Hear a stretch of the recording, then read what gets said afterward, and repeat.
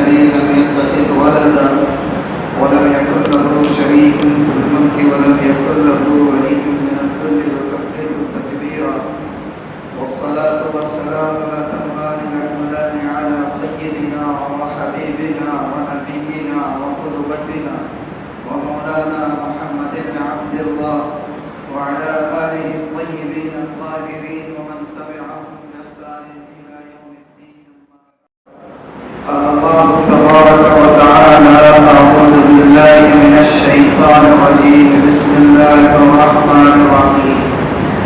وإذ ابتلى إبراهيم ربه بكلمات فأتمهن قال إني جاعلك للناس إماما قال ومن ذريتي قال لا ينال عهد الظالمين. وقال تعالى: إذ قال له ربه أسلم قال أسلمت لرب العالمين. صدق الله مولانا العظيم. قابل عزت احترام بزرگوں، عزیز دوستوں اور بھائیوں، سب سے پہلے تو میں دل کی گہرائیوں سے آپ تمام حضرات کو عید الاضحیٰ کی پرخلوص مبارکباد پیش کرتا ہوں، اور ساتھ ہی ساتھ دعا کرتا ہوں کہ اللہ تعالیٰ اس موقع پر ہماری کی ہوئی قربانیوں کو قبول فرمائے اور ذی الحجہ کے ابتدائی 10 دنوں میں کی گئی ہماری تمام عبادتوں کو، نوافل کو، روزوں کو اللہ تعالیٰ اپنی بارگاہ میں شرف قبولیت عطا فرمائے۔ ساتھ ہی ساتھ جو حضرات اس موقع پر حج کی سعادت سے بہرور ہونے حرمین تشریف لے گئے ہوئے ہیں، دعا کرتے ہیں کہ اللہ تعالیٰ ان کے حج و عمرے کی عبادتوں کو بھی قبول فرمائے، اور جہاں جہاں جن متبرک اور مقامات مقدسہ پر انہوں نے جو دعائیں کی ہیں، اللہ تعالیٰ ان تمام دعاؤں میں ہمارا بھی حصہ نصیب فرمائے۔ گزشتہ دو جمعوں سے ہمارے پاس قربانی اور حج کے موضوع پر بات ہوتی چلی آ رہی ہے۔ تقریباً قربانی اور قربانی کے مسائل سے متعلق کچھ کتابی تعریف کا بھی یہاں پر معمول ہے۔ الحمدللہ اللہ کا کرم ہے کہ اس کی وجہ سے امید ہے کہ قربانی کے بنیادی مسائل سے تو لوگ واقف ہمارے یہاں کے واقف ہو چکے ہیں۔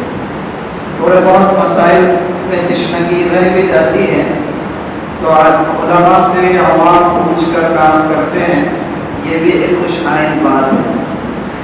مجھے یہ محسوس ہوا کہ 2 جمعوں سے حج اور قربانی پر بات ہو رہی تھی، اور کل اللہ کے فضل سے ہم نے عید الاضحیٰ بھی منائی ہے، تو عید ہو یا قربانی ہو یا حج کی عبادت ہو، ان تمام عبادتوں کا ایک مرکزی کردار حضرت ابراہیم علیہ السلام کی ذات اقدس ہے۔ تو مجھے یوں محسوس ہوا کہ کیوں نہ اس جمعہ کو حضرت ابراہیم علیہ السلام کے کچھ امتحانات کا تذکرہ کیا جائے کہ جن کے ذریعے سے اللہ تعالیٰ نے انہیں آزمایا اور ان تمام آزمائشوں میں وہ سرخرو ہو کر نکلے، اور اس میں ہمارے لیے کیا سبق ہو سکتا ہے اس پر کچھ روشنی ڈالی جائے۔ امتحانات جو اللہ تعالیٰ نے حضرت ابراہیم کے لیے ہے وہ تو متعدد ہے۔ کتنے ہیں؟ ابن کثیر رحمہ اللہ نے تو تفسیر ابن کثیر میں یہاں تک لکھا ہے کہ حضرت ابراہیم علیہ السلام کے اللہ تعالیٰ نے 1 2 نہیں بلکہ پورے 30 امتحانات لیے، اور اس روایت کو ابن کثیر نے حضرت عبداللہ ابن عباس سے روایت کی، یعنی ان کے توسط سے۔ یہ روایت ہے حضرت عبداللہ ابن عباس کی کہ اللہ تعالیٰ نے اپنے محبوب، اپنے خلیل اور اپنے دوست ابراہیم کے 30 امتحانات لیے، اور 30 امتحانات میں ابراہیم علیہ السلام سرخرو ہو کر نکلے۔ ظاہر سی بات ہے کہ اس محدود وقت میں 30 امتحانات کا تذکرہ ممکن ہی نہیں، ایک منٹ بھی ایک امتحان پر بات کی جائے تو بھی ہمارے لیے وقت ناکافی ہو۔ اس لیے بنیادی طور پر جو حضرت ابراہیم کے زندگی کے اہم امتحانات ہے اس پر کچھ روشنی ڈالنے کا ارادہ ہے۔ بنیادی طور پر 4 امتحانات ہوئے حضرت ابراہیم۔ پہلا امتحان توحید کے مسئلے کو لے کر اہل خانہ سے ٹکر، گھر والوں سے مخالفت، والد کی مخالفت۔ اور یہ بات ذہن میں رہے کہ حضرت ابراہیم کے جو والد تھے یا ان کا جو والد تھا وہ کوئی بہت عام آدمی نہیں تھا، اور صرف محض ایک بت پرست نہیں تھا، بلکہ بت تراش تھا، بت گر تھا، اور بتوں کو بنایا کرتا تھا، اور صرف ایک مزدور کے طور پر نہیں بنایا کرتا تھا، بلکہ وہ اس کو مجاور کی حیثیت حاصل تھی۔ دنیا کے اصول کے اعتبار سے اگر دیکھا جائے تو کوئی بنا بنایا سورس آف انکم، اور وہ بھی ایسا سورس آف انکم جو پوری ڈگنیٹی کے ساتھ کسی بچے کو ملنے والا ہو وراثت کے اندر، اس کو چھوڑنا کوئی آسان بات نہیں ہوتی۔ حضرت ابراہیم علیہ السلام دیکھ رہے تھے کہ باپ کو جو مقام حاصل ہے بتوں کے بنانے کی وجہ سے، وہ مقام ایسا ہے جو ہمہ وقت ہدیوں کی بارش کیا کرتا ہے، وہ مقام ایسا ہے جو عقیدت اور محبت کی آڑ میں لوگوں کے جیبوں کو خالی کرنے کا آسان راستہ ہو سکتا ہے۔ حضرت ابراہیم اس سورس آف انکم کو اپنا سکتے تھے، لیکن آپ نے توحید کی وجہ سے باپ کی مخالفت کی اور اس کو سمجھایا کہ یہ جو تم بت اپنے ہاتھوں سے بناتے ہو اس کو خدا کیسے کہہ سکتے ہو جبکہ اس کے اندر جان نہیں، وہ کچھ کر نہیں سکتے، آپ خود ان کو بناتے ہیں اور پھر بنانے کے بعد خود ہی ان سے سوال کرنے لگتے ہیں۔ یہ بھی بھلا کوئی عقل مندی کی بات ہے؟ یہ بھی کوئی عقل مندی کی بات کہ آپ خود ہی بنائیں اور خود اسی سے مانگنے لگ جائیں؟ باطل کا ہمیشہ سے یہ انداز رہا ہے کہ صحیح بات جب سامنے آتی ہے تو باطل کبھی دلیل نہیں دے سکتا، باطل کبھی دلیل نہیں دے سکتا، تو کیا کرتا ہے؟ کھسیانی بلی کیا کرتی ہے؟ کھسیانی بلی کھمبا نوچے۔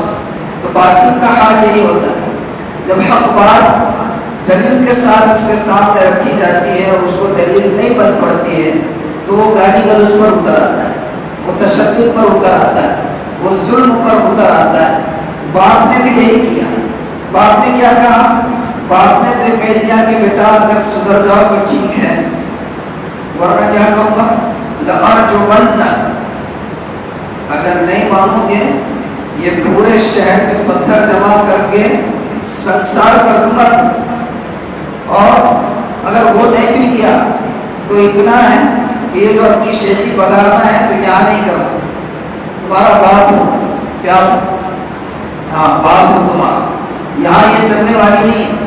اگر کرنا ہی ہے، قرآن نے اس کے لیے الفاظ نقل کیے باپ کے، وَاهْجُرْنِي مَلِيًّا، کہا کہ مجھے چھوڑ کر بیٹا چلے جانا سیدھا گھر، یہاں رہنے کے لیے تمہارے پاس، تمہیں یہاں رہنے کے لیے ہمارے پاس کوئی جگہ نہیں۔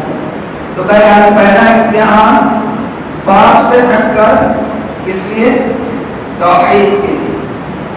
دوسرا امتحان حکومت وقت سے ٹکر، کس سے ٹکر لی؟ بادشاہ سے۔ کون سا بادشاہ؟ نمرود، نام سنا ہے؟ ہم لوگ عام طور پہ نمرود کہتے ہیں، اس کا صحیح پروننسیشن ہے نمرود۔ کیا ہے؟ نمرود، لیکن عرف میں اب زبانوں پر نمرود چڑھا ہوا ہے۔ کیا چڑھا ہوا؟ ہاں، اس سے ٹکر لی، باپ سے ٹکر لیے، گھر سے نکالنے کی دھمکی لی۔ حکومت وقت سے ٹکر لیے، کس مسئلے کو لے کر؟ اللہ کی ربوبیت اور اللہ کی وحدانیت کو لے کر۔ گھر والوں سے بھی مخالفت اسی مسئلے کو لے کر، حکومت وقت سے مخالفت اسی مسئلے کو لے کر، اور حکومت وقت سے مخالفت کی تو کیا کیا نتائج ہوئے وہ بھی میں آپ کو بیان کروں گا۔ تیسرا امتحان کیا ہے؟ تیسرا امتحان یہ کہ بڑھاپے کی عمر کو پہنچنے کے بعد بیوی اور بچوں کو ہزاروں کلو میٹر بغیر مثال دے کے کہہ رہا ہوں، فلسطین سے حجاز کا سفر کوئی آسان سفر نہیں، درمیان میں پوری ایک کنٹری پڑتی ہے ایجپٹ کی، مصر کی، اس کو عبور کر کے آنا ہوتا ہے، اور اس وقت یہ اس طریقے کے فلائٹس وغیرہ نہیں تھے کہ آن کے آن میں جو ہے پیپر دیکھتے دیکھتے بندہ جو ہے معلوم ہوا ٹیک آف ہو جاتا ہے، ایسے تو نہیں تھا، ہے نا؟ تو ہزاروں کلومیٹر کا سفر ہے، اور کوئی پر بھی یعنی جہاں پر جایا جا رہا ہے، بھجوایا جا رہا ہے، کوئی جان پہچان کے لیے بڑھاپے کی عمر میں بیوی اور بچوں کو چھوڑنے کا حکم دیا جا رہا ہے، اس امتحان سے بھی سو ہوئے، اس پر سب پر تھوڑی تھوڑی بات کروں گا انشاءاللہ۔ چوتھا امتحان، وہ بچہ جس کو بے آب ہو گیا جگہ پر جہاں پر نہ پانی ہے، نہ کوئی چیز اگنے والی ہے، نہ چرند ہے، نہ پرند ہے، نہ انسان ہے، اس جگہ پر چھوڑ کر آ گئے، لیکن کبھی کبھار ملاقات کے لیے آیا کرتے تھے، اور کہیں نہ کہیں یہاں خانے دل میں شاید ایک امید رہی ہوگی کہ اللہ تعالیٰ پھر سے اس اولاد کے ساتھ اور بیوی کے ساتھ یکجا کر دے گا، اس اولاد کو جو بڑھاپے میں میری ذبح کرنے کا حکم ہوتا ہے۔ لیکن حضرت ابراہیم اس میں بھی تعامل نہیں کرتے ہیں، اور بنا کسی چون و چرا کے اس امتحان میں بھی سرخرو ہو کر نکلتے ہیں۔ تو کتنے امتحان میں؟ 4 بنیادی امتحانات کے اوپر تھوڑی سی بات کریں۔ سوال یہ ہوتا ہے کہ کوئی بھی شخص اگر کسی کا امتحان لیتا ہے تو وہ امتحان کیوں لیتا ہے؟ یہ امتحان جو حضرت ابراہیم کا اللہ تبارک و تعالیٰ نے لیے، یہ امتحان کسی مدرسے، مکتب، اسکول، کالج اور یونیورسٹی والے ٹائپ کا امتحان نہیں تھا، جیسے کوئی ٹیچر کسی اسٹوڈنٹ کا ایگزام لیتا ہے اس ٹائپ کا نہیں تھا کہ اسٹوڈنٹ کو یہ پتہ نہیں ہوتا ہے، ٹیچر کو یہ پتہ نہیں ہوتا ہے، اسکول اور کالج مینجمنٹ کو یہ پتہ نہیں ہوتا ہے کہ اسٹوڈنٹ کی ایکچوئل ایبلٹی کیا ہے، اس کی قابلیت کتنی ہے، اس کو آزمانے کے لیے امتحان لیا جاتا ہے کہ وہ آگے بڑھنے کے لیے کیپیبل ہے بھی یا نہیں، یہی ہوتا ہے امتحان، اس میں لیا جاتا ہے۔ تو کیا اللہ تعالیٰ حضرت ابراہیم کے جذبات سے، آپ کی فرما برداری سے اور آپ کی دیانتداری سے واقف نہیں تھے جو ان کے امتحانات لیے جائیں؟ ہماری امتحانات کیوں لیے جائیں؟ وَإِذِ ابْتَلَىٰ إِبْرَاهِيمَ رَبُّهُ، تو اس کا جواب یعنی بات سے بات ذہن میں آئی ہے تو بتا دیتا ہوں۔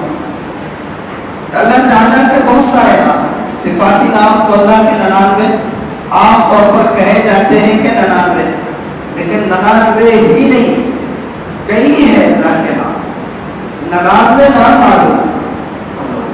تو اللہ تعالیٰ کے 99 نام صفاتی ہیں، اور کئی ہے متعدد نام اللہ تعالیٰ۔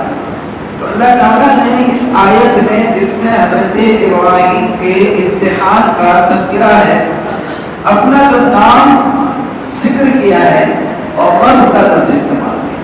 وَإِذِ ابْتَلَىٰ إِبْرَاهِيمَ رَبُّهُ، جب آزمایا ابراہیم کو اس کے رب نے۔ رب کس کو کہتے ہیں؟ رب کہتے ہیں اسٹیپ بائی اسٹیپ، مرحلہ وار، بتدریج، قدم بقدم، وقت کے ساتھ ساتھ جس چیز کو جیسی ضرورت ہے ویسی اس کی تربیت کرنا اور اسی کے مطابق اس کے ریکوائرمنٹس کو پورا کرنا، اس کو کہتے ہیں ربوبیت۔ ربوبیت کس کو کہتے ہیں؟ اسٹیپ بائی اسٹیپ، قدم با قدم، مرحلہ وار، جیسی تربیت کی ضرورت ہو ویسی تربیت جو کرنے والا ہو اس کو رب کہتے ہیں۔ یعنی جب بچہ انفینٹ ہوتا ہے، نومولود ہوتا ہے، وہ ہارڈ فوڈ نہیں لے سکتا ہے، اور لیکوڈ میں بھی بہت زیادہ یعنی کہ جو تھوڑا سا گاڑھا ہو تو اس کو بھی وہ برداشت نہیں کر سکتا۔ قربان جائیے ہمارے اوپر کہ اللہ نے اس وقت بچے کی غذا کا نظم کیسا کیا ہے۔ ماں کے سینے سے جو دودھ نکلتا ہے وہ اس بچے کو کے لیے ڈائجسٹیبل ہوتا ہے، بالکل اس کی جسمانی یعنی کہ مطالبات کے مطابق وہ غذا ہوتا ہے، تو اس کو کہتے ہیں۔ پھر تھوڑا بڑا ہوتا ہے تو فیڈنگ کرتا ہے اس وقت تک دانت نہیں ہوتے. ذرا تصور کریں کہ اگر پیدائش کے ساتھ بھی دانت کا نظام رکھ دیے ہوتے اللہ تعالیٰ, اور اسی بچے کو دانت کے ساتھ فیڈنگ اگر کرنی ہوتی برسٹ سے ڈائریکٹلی, تو پھر کتنے مسائل پیدا ہوتے یا نہیں ہوتے؟ اللہ اکبر کبیرہ.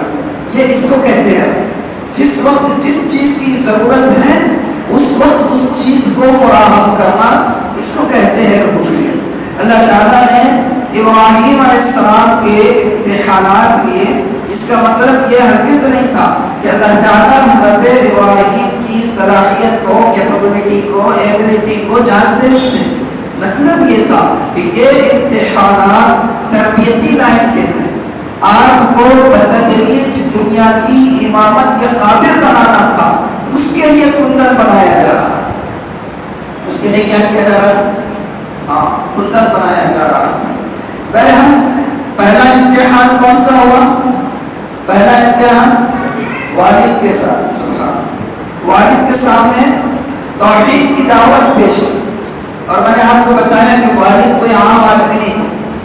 حضرت ابراہیم کے والد عام آدمی نہیں, عام بت پرست بھی نہیں ہے, عام بت پرست نہیں ہے, بلکہ بت گر ہے, بت تراش ہے, تراشنے والا ہے, مجاور کا درجہ حاصل ہے.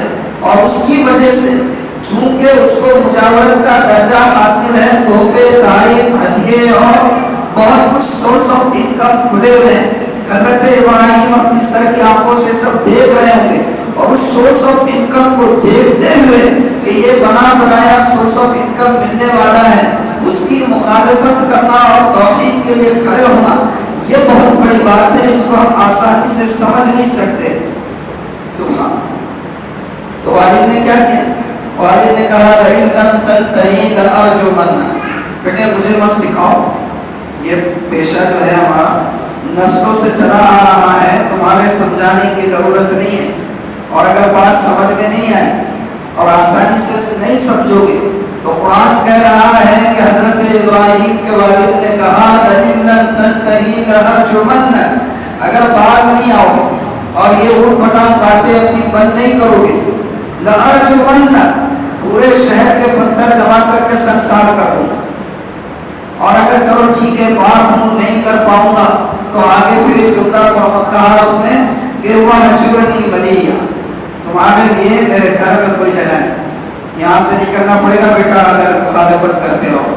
اب آپ سوچو کہ حضرت ابراہیم کے لیے کتنا بڑا مرحلہ ہے کہ ابھی آپ جوانی کے دائرے میں داخل ہوئے ہیں اور پیغام پہنچا رہے ہیں, اور ابھی پوری امت کو, پوری انسانیت تک پیغام پہنچانا ہے.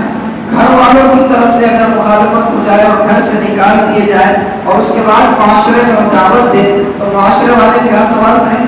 اچھا وہی بات کہنے آیا جس کی وجہ سے باپ نے گھر سے نکال دیا, تو کیا ہمارے بھی گھر توڑنا ہے؟ تو یہ بہت بڑا کٹھن مرحلہ تھا, لیکن حضرت ابراہیم اس میں سرخرو ہو کر نکلے اور انہوں نے یہ کیا. بہرحال دوسرا امتحان کیا تھا؟ ایک تو گھر والوں سے ٹکر, دوسرا حکومت وقت سے ٹکر. کس سے ٹکر لیے تھے؟ نمرود سے. اور اس کا صحیح پروننسیشن کیا ہے ہمیں بتایا, کیا ہے, کیا ہے ہمیں بتایا؟ نمرود. بولتے رہیے, یاد ہو جائے, بولتے رہنے سے کیا ہوگا؟ وذکر فإن الذکرى تنفع المؤمنین. بار بار یاد دہانی کرتے رہیے, اس لیے کہ بار بار یاد دہانی کرنا یہ فائدہ پہنچاتا ہے. یہ قرآن کی آیت کا ترجمہ ہے جو آپ کو وذکر فإن الذکرى تنفع المؤمنین. یہ میں بار بار جو استفہامیہ انداز میں دہراتا ہوں, مقصد یہ ہوتا ہے کہ بات اچھے سے ذہن نشین ہو جائے. تو نمرود, اور عرف میں اب نمرود چڑھ گیا تو وہی صحیح. فقہ کا ایک اصول ہے غلط العوام فصیح, عوام کی زبان پر جو چیز زبان زد ہو جاتی ہے پھر اس کو غیر معتبر نہیں کہا جائے, وہ خود فصیح ہو جاتا ہے, وہ خود فصیح ہو جاتا ہے. اور وہ عوام کی زبان پر چل گیا ہے, غلط صحیح, لیکن وہی چیز زبان پر چل گئی. اب اگر اتنے سالوں کے درمیان میں نمرود بولے تو سب کے آنکھ اور کان کھڑے ہو جائیں گے, یہ کہاں سے نیا لے کر آئے, تو اس لیے وہ بھی ٹھیک ہے. اور نمرود کیسا بادشاہ تھا؟ شاید میں اس سے پہلے بھی یہاں بتا چکا ہوں کہ دنیا میں 4 لوگ ایسے گزرے ہیں کہ جن کی حکومت پوری دنیا پر رہی، جن کی سلطنت پوری دنیا پر رہی. ابھی کتنے بر اعظم ہیں؟ 4 یا 5. آسٹریا کو ملا لے تو شاید 5 ہے نا. اور اس میں کتنے ممالک کے ہر بر اعظم ہیں؟ ہر بر اعظم میں اتنے ممالک، اور اس میں ساری حکومتیں الگ الگ. لیکن 4 لوگ ایسے گزرے ہیں جن کی حکومت پوری دنیا پر. کون کون؟ ان میں ایک نمرود تھی، دوسرا بخت نصر جس نے یہودیوں کی اینٹ سے اینٹ بجا دی، ہولوکاسٹ، ٹھیک ہے. اور تیسرا سکندر ذوالقرنین، اور چوتھے حضرت جی سبحان حضرت سلیمان. ان کی حکومتوں کا رتبہ پوری دنیا. ہاں تو ان میں سے ایک تھا. اور حضرت ابراہیم نے اس سے لوہا لیا. کس سے لوہا لیا؟ خریدا نہیں، لوہا لیا مطلب یعنی کہ اس سے ٹکر لی، اس سے ٹکر لی. اور اس کا سسٹم کیا کرتا تھی؟ اپنے آپ کو خدا کہلواتا. لوگ زمین سے فصلیں اگاتے تھے، گیہوں، چاول، جوار، جو بھی اگتا تھا. اس کے زمانے میں اصول یہ تھا کہ وہ ساری پیداوار لا کر اس کے پاس جمع کرتے ہیں، اور جمع کرنے کے بعد اس کے سامنے آ کر سجدہ کرنا. یہ سجدہ دراصل اس کا پیداوار ٹیکس تھا. وہ سجدہ کر دیے، اس کے بعد اناج اگانے کو جمع کر دینا ہوتا تھا. اور اس کے بعد جب اس کو سجدہ کیا جائے تب کہیں جا کر وہ اس کو واپس کرتا. تو یہ اس نے اپنا سسٹم بنایا ہوا تھا. تو تیسرے پارے کے دوسرے صفحے پر اللہ تعالیٰ نے حضرت ابراہیم اور نمرود کا پورا ڈبیٹ بیان کیا ہے. پورا ڈبیٹ. الم تر الی الذی حاج ابراہیم فی ربہ ان آتاہ اللہ الملک. یہاں سے تیسرے پارے کے دوسرے پیج پر اللہ تعالیٰ نے یہ پورا ڈبیٹ نقل کیا ہے. کہ اللہ کہہ رہے ہیں اپنے حبیب پاک صلی اللہ علیہ وسلم سے، کیا تم نے نہیں دیکھا اس شخص کو جس نے ابراہیم سے ڈبیٹ کیا، بحث کی، مباحثہ کیا، مناظرہ کیا؟ کس چیز کے بارے میں؟ اللہ کی توحید کے بارے میں. حالانکہ اللہ نے اس کو حکومت عطا کی ہوئی تھی. ان آتاہ اللہ الملک، اللہ نے اس کو حکومت دی ہوئی تھی. اس کے باوجود جس نے اس کو حکومت سے نوازا تھا، اسی کے ایمبیسیڈر کو، اسی کے ریپرزینٹیٹیو کو، اسی کے میسنجر اور پروفیٹ کو، پیغمبر کو مباحثہ کر رہے ہیں. اللہ تعالیٰ نے اس کو بیان کیا. اور مباحثہ کیا چل رہا ہے؟ حضرت ابراہیم کہہ رہے ہیں کہ میرا رب وہ ہے جو مارتا بھی ہے، جلاتا بھی ہے. سبحان اللہ، کیا طاقت ہے! جو زندہ بھی کرتا ہے، جو مارتا بھی ہے. عقل جو زیادہ ایڈوانس ہوتے ہیں تو ان کی عقل سلیم جو ہے چلنے کے لیے گئی ہوئی ہوتی ہے، اور عقل خبیث آ کر بیٹھی ہوئی ہوتی ہے. تو جب حضرت ابراہیم نے کہا کہ میرا رب وہ ہے جو زندہ بھی کرتا ہے، مارتا بھی ہے، تو کہا کہ یہ تیرے حلوہ ہے، یہ تو اپن بھی کر سکتے ہیں. کیا ہے آج کی زبان میں؟ حلوہ ہے، اپن بھی کر سکتے ہیں. غلام آپ بھی کر سکتے ہیں. کیسے کرو گے؟ کہا کہ وہ جیل سے لے کے آؤ 2 بندوں. لایا گیا جیل سے 2. ایک کے بارے میں یہ فیصلہ تھا کہ کل اس کی رہائی ہونے والی ہے. دوسرے کے بارے میں یہ ورڈکٹ آ چکا تھا کہ اس کو پھانسی پر چڑھایا جائے. کیا ہوگا؟ ہاں، کہا کہ بھئی ٹھیک ہے، زندہ کرنا ہے، مارنا ہے، کون سا مشکل کا. اس کے لیے کیا حکم ہوا ہے؟ کہا پھانسی کا ہے، جو اس کو رہا کرو. اس کے لیے کیا ہے؟ کہا اس کا رہائی کا حکم، کہا اس کو سولی پر چڑھاؤ. یہ بھی کوئی حق نہیں. مگر بہرحال حضرت ابراہیم نے دیکھ لیا کہ یہ اس کا معیار کیا ہے، اس کا گراف کتنا ہے. حضرت ابراہیم سمجھ گئے. تو حضرت ابراہیم نے کہا اچھا بیٹا، دلیل ایسی دے رہا ہے، اب جو چیز سامنے رکھتا ہوں اس کی دلیل دے کر بتائیں. کہا کہ میرا رب وہ ہے جو سورج کو مشرق سے طلوع کرتا ہے. اگر تو رب ہے تو مغرب سے طلوع کر کے دکھا. فَبُهِتَ الَّذِي كَفَرَ، قرآن کے الفاظ ہیں.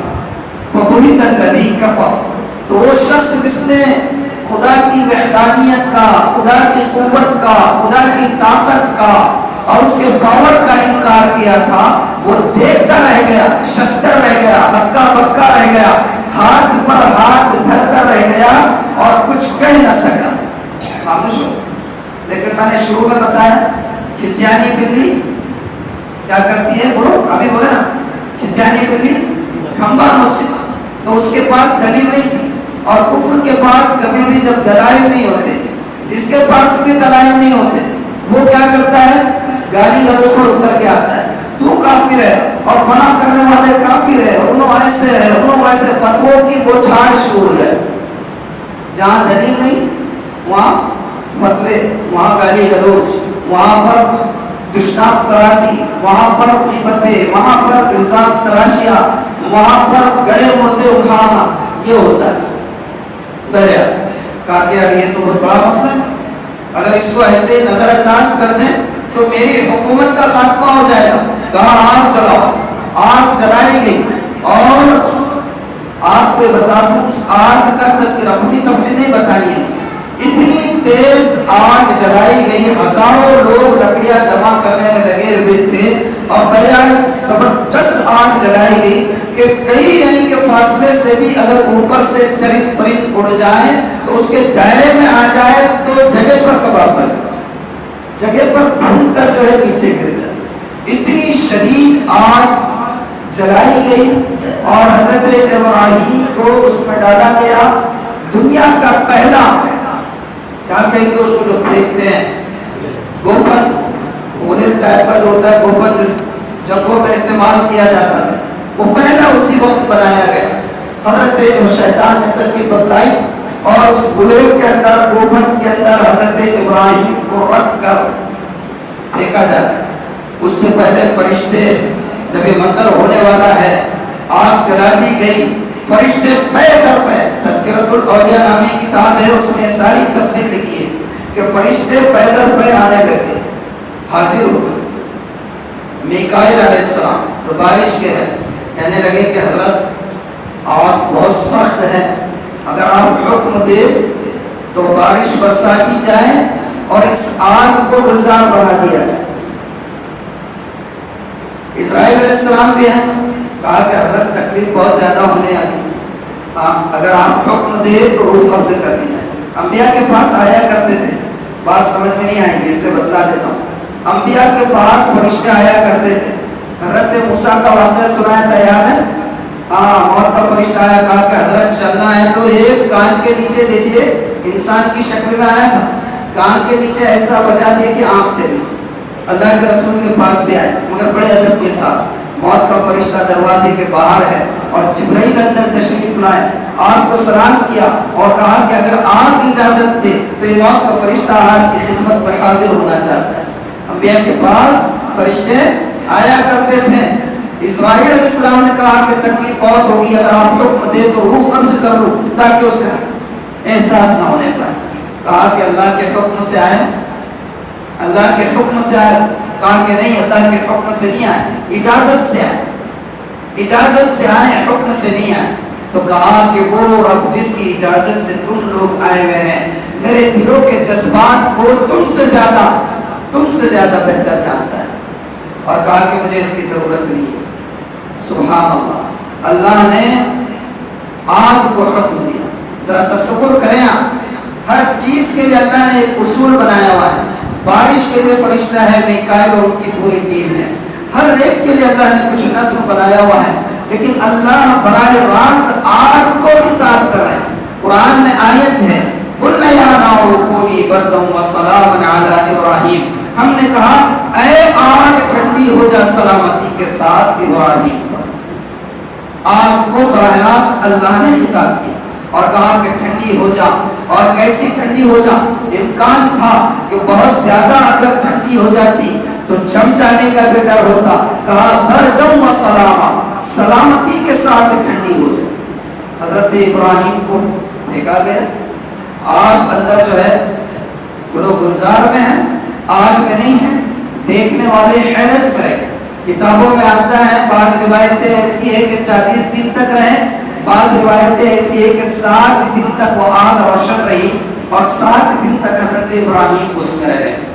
حضرت ابراہیم نے تذکرۃ الاولیاء کی روایت ہے، وہ بیان کر دیتا ہوں آپ کے سامنے. حضرت ابراہیم نے کہا کہ اللہ آپ نے تو حکم دیا اور آپ کو میرے لیے گلزار بنا دیا، لیکن میں یہ چاہتا ہوں کہ میری والدہ والدہ کے لیے بھی تھوڑا سا ایکسیپشن ہو جائے اور ان کے لیے بھی جو ہے اس آگ کو گلزار بنائے. اس روایت کی آتھینٹسٹی اس کا علم مجھے نہیں ہے, میں خالی آپ کی ظرافت طب کے لیے سنا دے رہا ہوں. تو اللہ تعالیٰ نے اس آگ کو ان کی والدہ کے لیے بھی کچھ لمحے کے لیے اسی طرح بنا دیا جیسے ابراہیم کے لیے. وہ آئی اور حضرت ابراہیم کو دیکھی, ملی اور اس کے بعد وہاں سے نکل آئی. یہ بہرحال ہے. تو یہ دوسرا امتحان تھا جو بادشاہ کے ساتھ آپ نے دیا تھا. تیسرا امتحان, اچھا آپ نے غور کیا, پہلا امتحان ہوا باپ سے ٹکر لی, گھر سے نکلنا پڑا. دوسرا امتحان ہوا جو حکومت وقت سے لیے تو ملک چھوڑنا پڑا. آپ کہاں کے تھے؟ اگر آپ کے رہنے والے تھے, ملک چھوڑنا پڑا, فلسطین چلے گئے. اور فلسطین میں کوئی جان پہچان نہیں, تعلقات نہیں, رشتہ دار نہیں, نہ خون کے رشتہ دار نہ کسی طرح. وہاں رہے اور بڑھاپے کے عمر میں جا کر اللہ نے اولاد عطا فرمائی. تو اس اولاد کو تیسرا امتحان یہ ہوتا ہے کہ لے جا کر بے آب گیا وادی میں چھوڑنا ہے. حضرت جبرائیل آتے ہیں, حکم دیتے ہیں. آپ سوال نہیں کرتے کہ کیوں کہا جا رہا ہے کہ اتنی دور سے میں اپنے مقام سے آیا ہوں, عراق سے فلسطین, یہاں کوئی جاننے والا نہیں ہے, بیوی اور بچوں کے ساتھ میں ان کا سہارا ہے. اب یہ حکم ہوتا ہے کہ انہیں لے جا کر ایسی جگہ پر چھوڑ دیا جائے جہاں کسی چیز کا نام و نشان نہیں. سوال نہیں, جائیں جبرائیل کے ساتھ جہاں کچھ پہاڑ نظر آتے, ہریالی نظر آتی, پانی نظر آتا. حضرت ابراہیم پوچھتے یہاں پھیرنا ہے, جواب ملتا ہے یہاں نہیں پھیرنا ہے, آگے چلے آگے چلے. اور چلتے ہیں اور جہاں پر نہ پہاڑ کا نشان, نہ ہریالی کا نشان, نہ چرند پرند کا نشان, وہاں آ کر حضرت جبرائیل کہتے ہیں یہاں ٹھہر, یہاں ٹھہر. بہرحال اتر گئے اور بیوی بچوں کو چھوڑا اور اسی صورت میں جیسے آپ تھے چھوڑ دیے, روکا نہیں ہے, رکے نہیں ہے. حضرت ابراہیم چھوڑ کر فوراً اپنے اونٹ کی بہار کو پلٹائے اور جانے لگے. حضرت ہاجرہ دیکھ کر دنگ لگے. آپ ذرا تصور کریں, ہزاروں کلومیٹر کا سفر کر کے آئے ہیں اور بیوی اور بچہ شیرخوار ہیں اور بیوی جو ہے تنے تنہا ہے, اس کو چھوڑ رہے ہیں, ریزن بھی نہیں رہے کہ کیوں چھوڑا جا رہا ہے, اور رک بھی نہیں رہے, اتر بھی نہیں رہے, اور گھوڑے کی مہار پلٹائی, اونٹ کی مہار پلٹائی اور سیدھے نکل رہے ہیں. حضرت ہاجرہ وہ ایک نبی کی بیوی ہوں تو دوسرے نبی کی ماں ہے.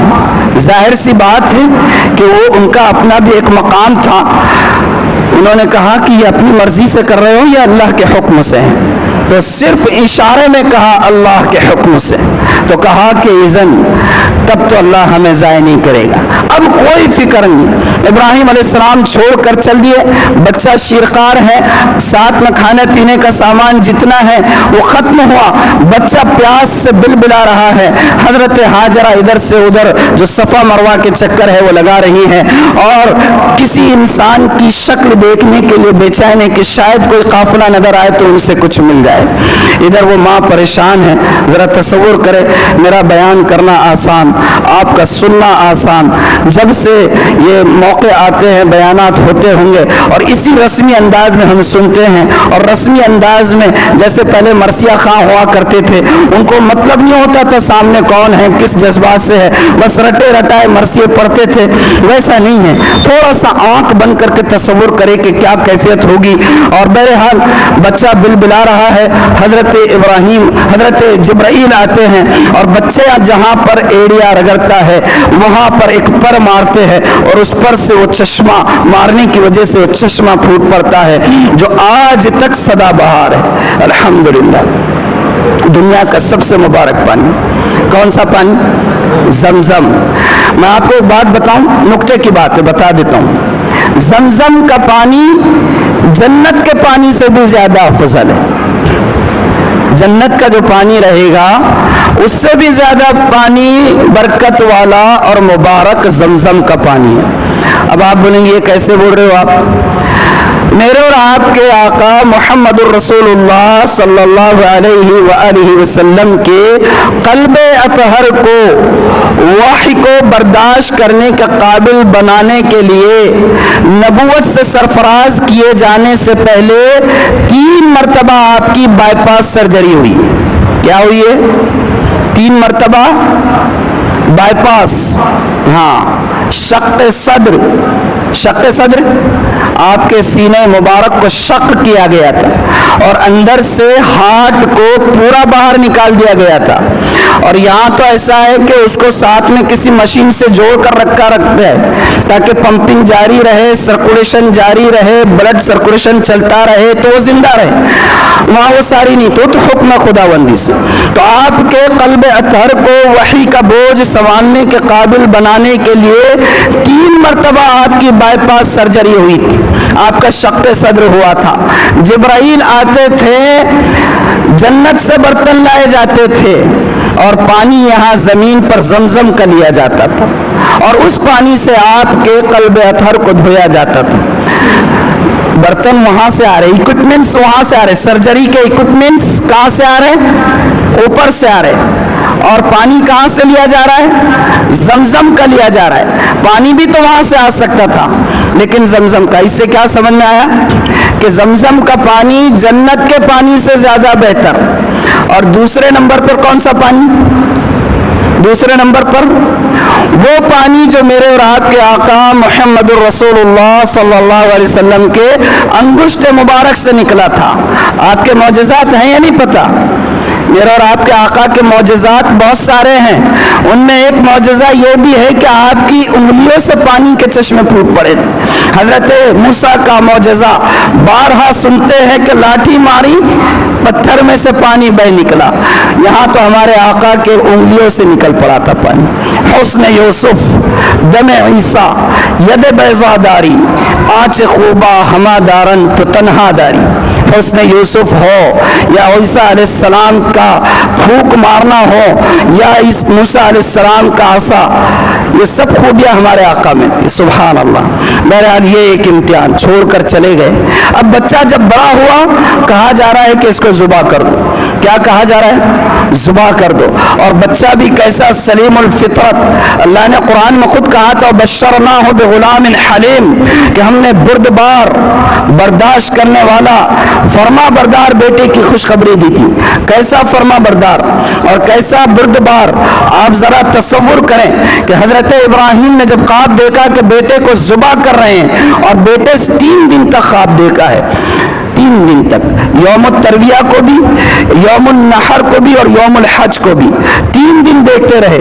2 دن تو یہ سمجھا کہ قربانی کا تذکرہ کیا جا رہا ہے, اس لیے پہلے دن اونٹ ذبح کیے, دوسرے دن بھی اونٹ ذبح کیے, تیسرے دن خواب دیکھا تو تیسرے دن سمجھ گئے کہ حکم خداوندی سے بیٹے کو ذبح کرنے کا حکم ہو رہا ہے. بیٹے کے سامنے تذکرہ کیا تو بیٹے نے چوں و چرا نہیں کی, اس لیے کہ وہ بھی نبی ہونے والے ہیں اور ان کو پتا تھا کہ انبیاء کے خواب وحی کا درجہ رکھتے ہیں. انبیاء کے خواب وحی کا درجہ رکھتے ہیں, ہمارے اور آپ کے نہیں. اسی لیے بخاری شریف کی روایت بعض سے بعض ذہن میں آ رہی, وقت گزرا لیکن اچھی بات ہے بتا دیتا ہوں, آپ نے سنی بھی نہیں ہوگی. بخاری شریف کی روایت ہے, میرے اور آپ کے آقا ایک مرتبہ سو رہے ہیں اور سوتے سوتے اچانک آپ بیدار ہوئے, نماز کے لیے کھڑے ہو گئے, جماعت کے لیے آئے اور نماز پڑھانی شروع کرنے لگے. حضرت بلال آگے آئے اور کہا کہ اللہ کے رسول صلی اللہ علیہ وآلہ وسلم, کہ اللہ تعالیٰ نے وضو کا حکم اٹھا دیا ہے؟ کہا کہ نہیں. تو کہا آپ بھول گئے؟ کہا نہیں. کہا کہ آپ تو ابھی گہری نیند سوئے ہوئے تھے اور آپ آ کر ڈائریکٹ نماز آپ نے پڑھنی شروع کر دی. کہا کہ پھر مجھے پتہ ہے. تو کہا پھر یہ ماجرا, یہ کیا ماجرا ہے کہ آپ نیند سے بیدار ہوئے, آپ نے وضو بھی نہیں کیا, آپ بھولے بھی نہیں, اور آپ آ کر ڈائریکٹ آپ نماز پڑھا رہے ہیں. تو اللہ کے رسول نے فرمایا ان عینای تنام ولا ینام قلبی, کہ بلال میں اور تمام انبیاء یہ اگر سوتے بھی ہیں تو ان کی آنکھیں سوتی ہے, ان کے دل سوتے نہیں ہیں. اسی لیے علماء نے مسئلہ لکھا ہے کہ نبی اگر سوئے ہوئے ہو تو انہیں اٹھانا نہیں چاہیے. جب نبی ہوتے ہیں تب کی بات, انہیں اٹھانا نہیں چاہیے. کیا پتا کہ اس گہری نیند میں وحی کا سلسلہ جاری ہو, وہ سلسلہ منقطع نہیں کرنا چاہیے. تو آپ نے فرمایا کہ میری آنکھیں سوتی ہیں, میرا دل نہیں سوتا ہے. تو انبیاء کا وضو سونے کی وجہ سے ٹوٹتا نہیں تھا. انبیاء کا وضو नींद की वजह से टूटता नहीं था।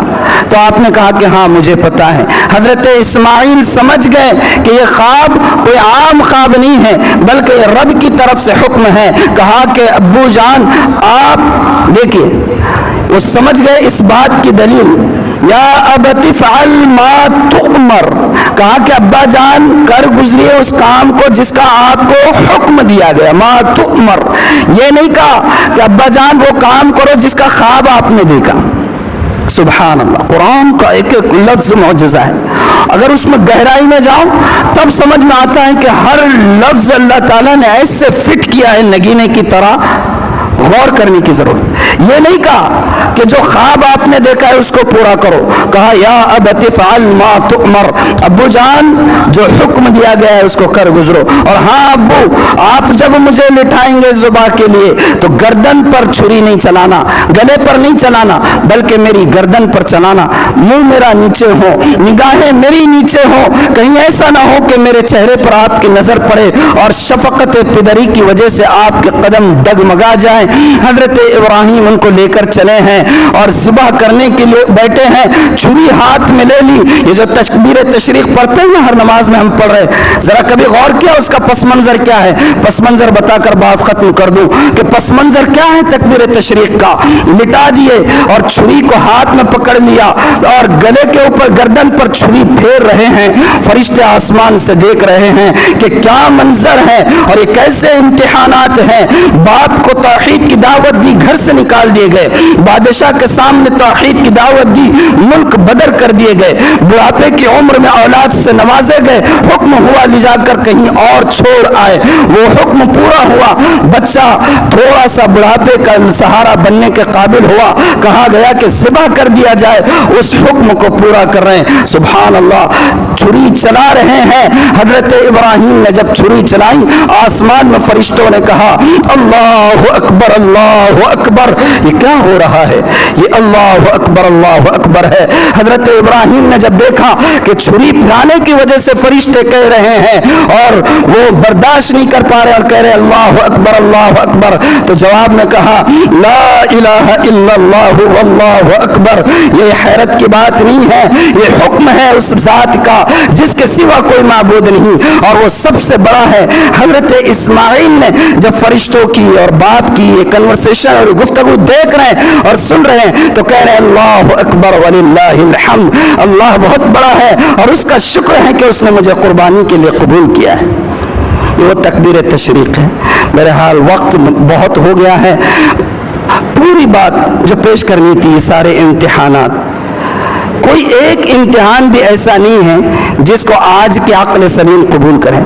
आज के जो मॉडर्न लोग हैं वो ये कह सकते हैं कि कैसा बाप है कि बेटे को जो शीरखार है जंगल में छोड़ आ रहा है, कैसा शौहर है जो बीवी को छोड़ आ रहा है। तो मैं एक ही बात कहकर बात खत्म करूं कि बात यहां से लेकर जाए कि कुर्बानी का पैगाम, ईद उल अज़हा का पैगाम, हज का पैगाम और उसका सबक यह है कि शरीयत को जो हुक्म दिया गया उसी तरह चूं चिरा किए बगैर तस्लीम करना, यही उसका सबक है।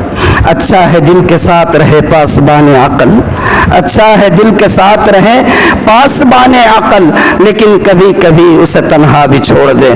जो हुक्म दिया गया उसी को करना है। अल्लाह ताला हजरत इब्राहिम की कुर्बानियों से हमें सबक लेने की तौफीक अता फरमाए और अपनी ज़िंदगी को तमाम शरीयत के अहकामात के मुताबिक हिकमत तलाश किए बगैर करने वाला बना दे।